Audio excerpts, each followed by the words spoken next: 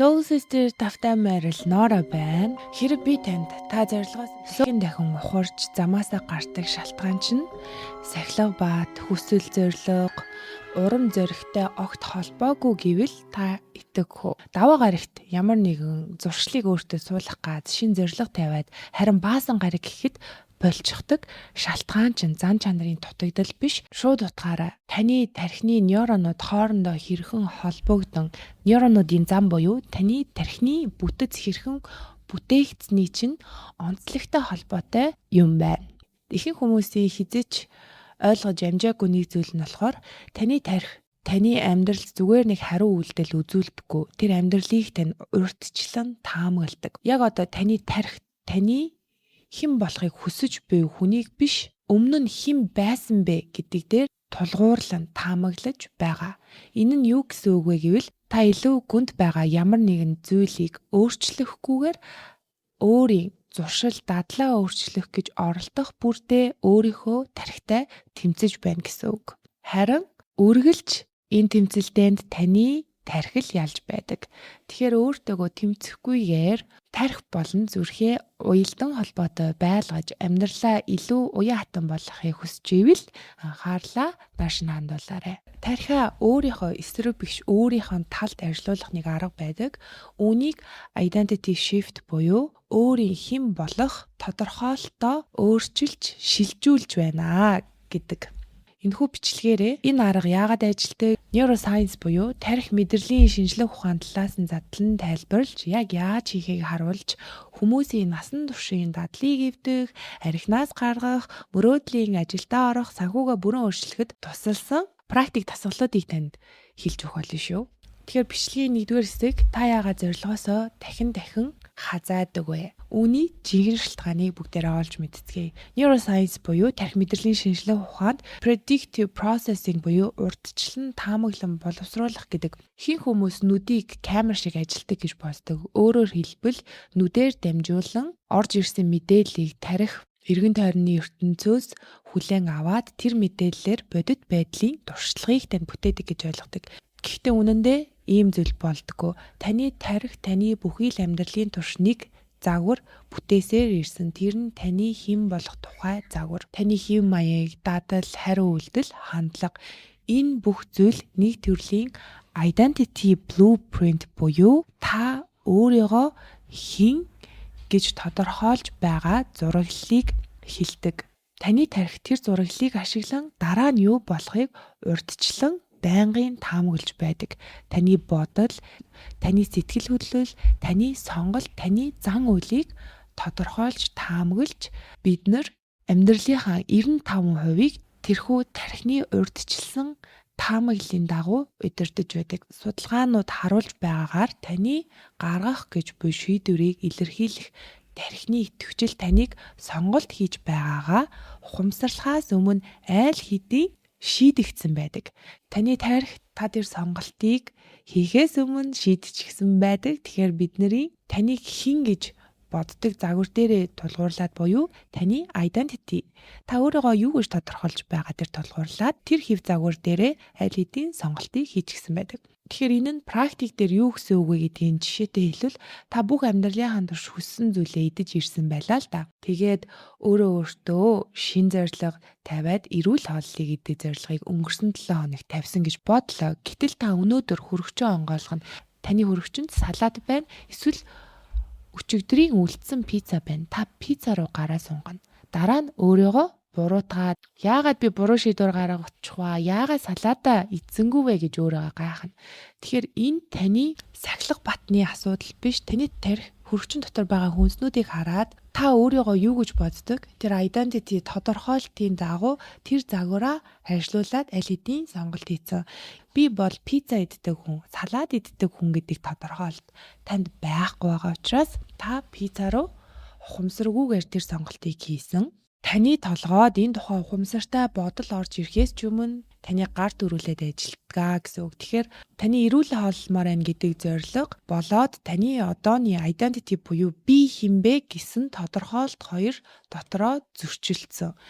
Энэхүү зөрчилдөөнөөс бид өөрийгөө буруутгал ирж байдаг. Тарих үргэлж таны identity буюу өөрийгөө тодорхойлж байгаа тодорхойлолт программыг дагдаг. Ийм учраас ихэнх зорилго тавилт бүтлгүүддэг бахны. Та хуучин identity-гаасаа шин зан үйл гаргах гэж оролдож байна гэсэн үг. Тэгэхээр энэ нь өөрөөр бол Nokia 33-аас интернет банк руугаа орох гээд байгаатай яг л адилхан. Тэгэхээр бичлэгийнхаа 2 дугаар хэсэг таны identity буюу таны хуучин бие хаана хадгалагдаад neuroscience-ийн өнцгөөс ярьцгаая. Тэгэхээр бидний тархинд default mode network буюу таны хуучин identity бие өөрийгөө тодорхойлоод байгаа зүйлийг хадгалдаг хэсэг байдаг байх нэ.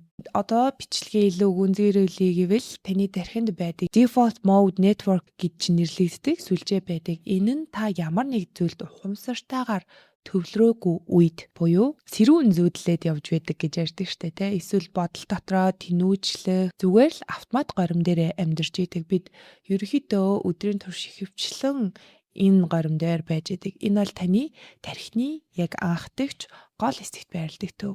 Гол чухал зүйл нь default mode network нь мөн таны өөрийгөө мэдрэх мэдрэмж байрладаг газар. Тэгэхээр энэ дотор юу байна вэ гэхээр энэ таны identity өөрийгөө тодорхойлох тодорхойлт те таны хувийн түүх өөрийн тухай ойлголтыг хадгалдаг. Судлаачид үүнийг заримдаа ego network буюу эгоны сүлжээ гэж нэрлэдэг. Тэгэхээр бидний эго бидэнд олон дүр төрхүүдийг үүсгэж өгч идэг те. Би бол ээж хүн. Энэ бидний нэгэн identity. Би бол ээж аавынхаа охин гэдэг энэ бол миний бас нэгэн identity гэсэн үг те. Тэгэхээр энэхүү тархиныхаа төв хэсэгт бид нар шин өөрийгөө тодорхойлолт оруулаагүй цагт бол дандаа тэр хуучин би ийм хүн гэсэн тодорхойлт буюу identity-гаар ажилладаг. Энэ бол таны хэн болох тухай түүхийг тасралтгүй ажилуулж байдаг тархины чинь яг төв хэсэг. Та өөрийгөө идэвхтэй ухамсартайгаар өөр чиглэл рүү хөтлөөгүй үед default буюу яг энэ хамгийн анхандаа өгөгдсөн байдаг хуучин горимдоо байж байдаг. Тэгээд таныг үргэлж байсан тэр хуучин газар руу ч буцаандддаг. Тэгэхээр бид нэр ухамсартай байхын тулд маш их энерги, маш их хүчин чармай, маш их анхаарлыг шаарддаг тий. За анхаарал алдсан л бид нэр энэ default mode рүүгээ ордог гэсэн. Тэгэхээр яг л долгион давтамжийн хувь шиг өөртөө ухамсартай сонголт хийгээд долгионоо дээшлүүлэх үедээ бид default mode-нээсээ гараад дээшлээд өөр хүн болсон мэт харин жоохон ядраад анхаарал алдах үедээ буцаал долгион давтамж унах үедээ нөгөө хуучин хүн болоод өөртөө урам хуураад байдаг. Энийг бид нар яаж өөрчлөх юм бэ гэхээр өөрийнхөө identity буюу өөрийгөө та хэрхэн тодорхойлж байгаагаа өөрчлөхөөс нааш ерөнхий танаас гарч байгаа vibration долгион давтамж өсдөггүй байх нэ. Тэгэхээр бичлэгийн хамгийн чухал хэсэг буюу тэрхүү identity өөрийгөө тодорхойлоод байгааг хэрхэн сольж өөрчлөх юм бэ тэгвэл default mode network буюу таны хамгийн тархины энэ төв хэсэг бид нар бясалгал хийж байгаа үед намждаг. Мөн бясалгал биднэрт яаж тусалдаг вэ гэхээр бидний prefrontal cortex буюу тархины урд хэсэг анхаарал төвлөрөл, импульсээ хянах чадвар, урт хугацааны шийдвэр гаргалтыг хариуцдаг тэрхүү бүсийг хүчрхжүүлж байдаг. Хэрэв та тогтмол бясалгалыг дадал болгож чадвал таны тархи шууд утгаараа таны өөрийгөө энэ би ийм хүн тийм хүн гэж тодорхойлоод байдаг түүх хэсэг намжаад харин таны анхаарал төвлөрөл илүү өсдөг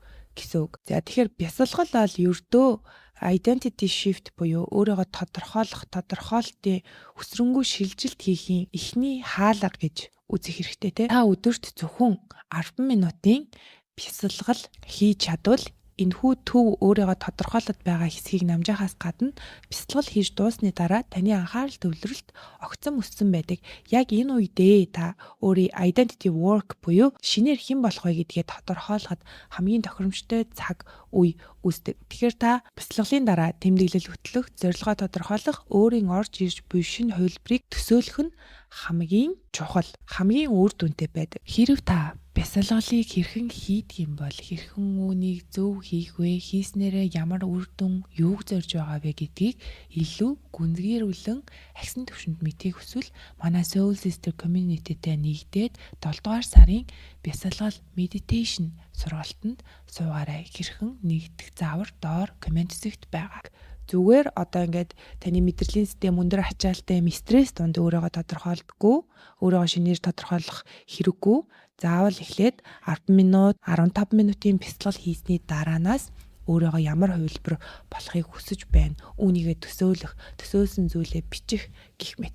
За тэгэхээр одоо энэ бичих, төсөөлөх аргууд дээр яг юу бичиж төсөөлөх вэ? Энэ дээр бас хүмүүсийн түгээмэл гаргадаг алдаануудын тухай ярилцъя. Тэгэхээр бид нэр хүн болгонд to-do list буюу хийх зүйлсийн жагсаалт байдаг, үүнийгээ бичсэн байдаг гэдэгт итгэлтэй байна. Харин би хэн болох вэ гэдэг жагсаалт бараг байдгүй гэж бодож байна, тийм үү? Өглөө босоод ийм зүйл хийн, дараа нь ийм ажилтай гэд to-do list жагсаалт гаргачихсан байдаг. Гэхдээ та хэн болмоор байгаагаа жагсааж бичиж үзсэн үү? Үүнийг нэг бодоод үзээрэй. Та юу бүтээхийг хүсэж байгаагаа мэддэг те. Гэхдээ тэр зүйлийг аль хэдийн бүтээж гисэн таны хувилбар яг хэн болохыг, бүтээхийг хүсэж байгаа зүйлийг яг бүтээж гисэн таны хувилбар яг ямар хүн байх бол та үүнийг маш тодорхойгоор тодорхойлж чадах уу гэдэг бол identity shift-д маш чухал байдаг. Тэр хүн яаж бодох бол, өөрийгөө яаж авч явах бол, ердийн л нэг гэн сайнны өглөө тэр хүн юу хийдэг бол хэн хүмүүс үүнийг мэддэггүй, үүнийгээ бичдэггүй. Тэгэхээр нөгөө л нэг хуучин хүн маань байгаад л байдаг. Тэр хуучин хүнээс шал өөр хүний хийдэг зан үйлүүдийг хүсэж байдаг те. Тарих бол таны зорилгыг дагахгүй, таныг хэн бэ гэдгийг, таны програмчлал, таныг өөрийгөө тодорхойлж байгаа тодорхойлтыг л дагдаг. Энд дээр нэг жишээ хэлвэл та ном бичих хүсдэг байлаа гэж бодъё те. Гэхдээ хизээч тэрийг хийдэггүй. Тэгвэл та өөрийнхөө тодорхойлт, тэрхүү identity-г зохиолч хүн болгох хэрэгтэй. Та үнэхээр энэ жинхнээсээ олон жил зохиол биччихсэн мэрэгжлийн зохиолч хүн байсан бол өдөр тутамдаа юу хийх байсан бэ гэдгээ бодох хэрэгтэй гэсэн үг. За мэдээч зохиолч хүн гэвэл жижигч вэ, томч бай, байнгын л бичиж явна гэсэн үг шүү дээ тий. Гар утсаа гаргаж ирээ бичнэ, бал олдвол бичнэ, хаан чамаагүй санаанд орж ирсэн бүх зүйлээ тэмдэглэж авч чаддаг зуршилтай байна гэсэн үг тий. Тэрнээс нэг л өдөр суугаал агуу том номыг ингээд нэг л өдрийн дотор биччихдэг гэсэн үг биш. Тэгэхээр тэр хүнд бид эхлээд ном бичих жагаа л өөрөөгөө номын зохиолч гэдэг тодорхойлт дүр төрхийг дотроо суулгах хэрэгтэй. Identity-га солин өөрчлөнө гэдгийг заавал төвөгтэй олох хэрэггүй. Энэ хийх гэж байгаа зүйлээ та хэдий чинээ ингийн болгож чадна, төдий чинээ сайн ажилдаг. Тэгэхээр хамгийн түрүүнд identity-га сонгох хэрэгтэй. Та үүнийг өөрийн болгох хэрэгтэй. Дараа нь тархинда хамгийн сайн хийдэг зүйлээ хийхийг нь зөвшөөрөх хэрэгтэй. За тэгэхээр одоо бүгдээрээ identity-га солихын тулд яг одоо надтай хамт дэвтэр гаргаж ирээд 4 хэмжээсээр тэмдэглэл хөтөлж үзцгээе. Нэгдүгээрт бид нэр өөрийгөө тодорхойлолтоо солихын тулд сэтгэлгээ. Энэ хэсэгт болохоор таны шинэ өөрчлөгдөх гэж байгаа хувилбар өөрийнхөө тухай яаж боддог вэ? Тэр өөртөө итгэлтэй юу? Эхлүүлсэн зүйлээ дуусгана гэдэгтээ өөртөө итгэдэг үү? Танд одоо тохиолдод байгаа саад бэрхшээлийг яаж харах байсан бэ? Одоо байгаа таны нөхцөл байдлыг яаж харах байсан бэ? Таны хувирах гэж байгаа шин тэрхүү хүн ертөнцийн тухай юу гэж итгэдэг вэ? Амжилттай яваа хүмүүсийг хараад юу гэж боддог вэ? Гэсэн энэхүү сэтгэлгээний тухай өөр өргөжлүүлээ та өөрөөсөө юу гэж асууж хариулж болно. Энэ тухайнаа тодорхой бич. Таны амжилттай шинэ хувилбарыг чинь сэтгэлгээ ямар байх бол үүнийг тодорхой бич. За хоёрдугаар хэмжээс болохоор бид илүү дотгошоо энергийн тухай ярилцъя. Тэр шинэ хувилбар маань өрөөнд орж ирэхдээ өөрийгөө биеэ яаж авч явдаг вэ? Түүнээс ямар энерги мэдрэгдэх вэ? Тайван байх болов, эрч хүчтэй мэдрэгдэх болов, дулаан, эсвэл төвлөрөл сайтай, газар дуулахтай яаж мэдрэх байсан бол үүнийг та сайн дотроо төвлөрж байгаад ямар хүн болохыг хүсэж байна. Үүнийгээ тодорхойлон мэдрэнгээ бичээрэй. Би болохоор яг үүнийг дотроо мэдэрч бичихтэй, өөрийнхөө илүү их чөлөөтэй, хөнгөн, чөлөөтэй хөдөлдөг, жүжиглдэггүй, зүгээр л бүрэн дүрэн өөрийнхөө байгаа тэр энергийг илүү мэдрэх дуртай. Харин таны хувьд таны шин дүр төрх чинь ямар энергитэй байх бол магадгүй чимээгүй өөртөө итгэлтэй, эсвэл хязгааргүй их урам зоригтой, маш их хүчтэй хүн байж болох юм те. За юуж байсан та өмнөний нэрлээд мэдрэх нь хамгийн чухал. За 3 дугаар хэмжээст болохоор дадал зуршил гэдэг хэсэг байгаа. За энэ дээр та юу бичих вэ гэхээр энэ хэсэг та өөртөө үнэнж байх хэрэгтэй. Учир нь яг бид нэр хэмжээст тэмдэглэлээ хөтөлж байгаа болохоор илүү гүн рүүгээ дараагийн 3 дугаар хэмжээс рүү орж эхэлж байна те. Энэ хэмжээстээс маш олон зүйл ил гарч эхэлдэг. Таны хүсэж буй амьдралтай болсон таны хувилбар орноосоо босохоос өмнө нэг цагийн турш гүлгээл хөвтдөггүй магадгүй те. Тэр биеэ хөдлөгдөг, дасгал хийдэг, бясалгал хийдэг, түүнд өөрийгөө төлрүүлдэг ямар нэгэн дадал заавал л байдаг байгаа. Тэмдэглэл бичих, унших, залбирах тэрхүү таны шинэ хувилбар өөрийн сэтгэл хөдлөлөөрөө биш илүү ухамсартайгаар өглөөгөө эхлүүлдэг гэдэгт итгэлтэй байна. Тэгэхээр таны шинэ хувилбар өглөөг яаж эхлүүлдэг вэ? Өдөр юу хийдэг вэ? Мөн ямар хоол иддэг вэ гэдгийг хүртэл та үүн дээр тодорхойлон бичих хэрэгтэй. Өмнөх асуултаар буюу 2 дугаар хэмжээст тэрхүү шинэ хувилбарынхаа энергийг тодорхойлчихсон шүү дээ. Тим энергитэй хүн ямар дадалтай, ямар зуршилтай байх вэ гэдгийг одоо энэхүү хэмжээс дээр тодорхойлоход их амархан. Тэгэхээр 1-р хэмжээс 2-р хэмжээс дээр бичсэн сэтгэлгээ тэр шинэ хувилбарын энерги хоёроо мартлахгүйгээр тийм сэтгэлгээтэй, тийм энергитэй хүн ямар дадал зуршилтай байх вэ гэдгийг ургуулan бодоод тэгэхээр бид нар ямар нэгэн зүйлийг шинээр хүсэн мөрөөдөн бичих үедээ дандаа нэг очиод хан мөргөөд идэг. Тэрхүү хан болгон таныг хязгаарлаж байдаг итгэл үнэмшил юм шүү гэдгийг сайн ойлгох хэрэгтэй те. Бичихдэр бол ямар ч хязгаар байхгүй. Та ямар ч дадлыг бичиж болно. За арай илүү би бодит байдал руу ойртуулсан дадлыг бичиж гэж өөртөө хязгаар тавих шаардлагагүй. Харин таны дотоод итгэл үнэмшлийн хязгаар хаана очиж хан мөргөөд байна вэ гэдгийг л маш сайн анзаарах хэрэгтэй. За 4-р хэмжээс болохоор бүр илүү нарийн мэдрэмж гэдэг хэмжээс рүү орж байгаа. Энэ хэмжээс бол бүхний нээдэг түлхүүр байдаг. Энэ таны шинэ хувилбар ердийн өдөр ямар мэдрэмжтэй байдаг вэ? Хамгийн сайн өдрөө биш. Хамгийн гоё өдрөө биш. Зүгээр л нэг даваа гаргийн өглөөс эрэхтэй ямар мэдрэмж сэтгэл хөдлөлтэй байдаг болоо гэдгийг та дотроо төсөөлөн бодох хэрэгтэй. Төсөөлөн мэдрэн бичих хэрэгтэй. Яг үүнийг төсөөлөхөд гарч ирж буй бүх мэдрэмжээ үгээ бич эрх чөлөөтэй, өөртөө итгэлтэй, хөнгөн, догдолсон, амар амгалан юу ч гарч ирж болно те. Энэ бүхнийг бичиж тэмдэглэх хэрэгтэй. Дараа нь өөрөөсөө асуу. Надад яг одоо ингэж мэдрэх шалтгаан аль хэдийн байна уу? Учир нь та энэ дасгалыг бүрэн хийж дуусгах үед үнэндээ таны сая бичсэн 4 хэмжээс эхлээ зорилгодоо хүрчиж та тэр мэдрэмжийг авах гэж байгаа биш. Та бичиж байхдаа ч гэсэн тэр мэдрэмжийг авч байна гэдэг нь маш чухал юм. Тэгэхээр аз жаргал яг энд яг одоо цагт байдаг. Та энэ мэдрэмжийг та энэ аль хэдийн амжилтанд хүрсэн энэхүү мэдрэмжээ яг одоо дотроо амьдруулахыг сонгож байна. Яг энэ мэдрэмжээр амьдрахыг сонгосон байна. Тэгэхээр таны тэр шинэ хувилбар бол ирээдүйд таны бүтээх гэж байгаа хувилбар биш. Яг одоо та энэ тэмдэглэлийг хөтлж чадсан бол яг одоо таны бүтээчихсэн байгаа хүн, яг одоо таны энэ бүтээсэн байгаа хувилбарыг хэлдэг. Тэгэхээр identity shift буюу өөрийгөө тодорхойлох шилжилт нь ямар нэгэн цаг хугацаад амждаг биш, instant буюу яг одоо энэ цаг дээр болж байдаг. Таны хамгийн амжилттай тэрхүү хувилбар чи яг одоо таны мэдэрч байгаа яг энэ мэдрэмжтэй л ижилхэн байгаа.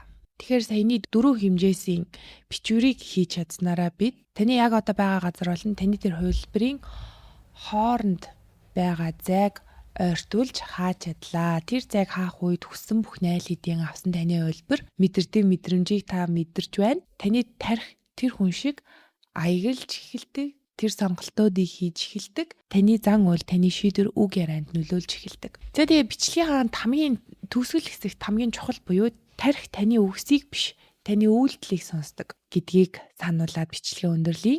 Сүүлийн бөгөөд хамгийн чухал хэсэг. Яг гэвэл энд маш олон хүмүүс бүдэрдэг. Та өөртөө affirmation батламж үгийг хэлж болно, төсөөлж болно.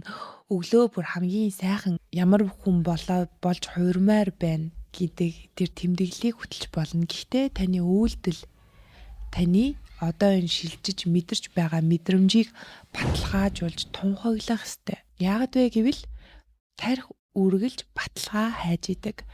Үүнийг өөр хүн рүү тусгаад бодоод үзвэл таны хамгийн сайн найз чинь өөрийгөө таны хамгийн найдвартай ихтгэлтэй хүн гэж байнга хэлээд яриад байдаг хэрнээ яг хэрэг болох бүрт дандаа алга болчдөг бол та тэр хүний үгэнд итгэхэ болон шүү дээ.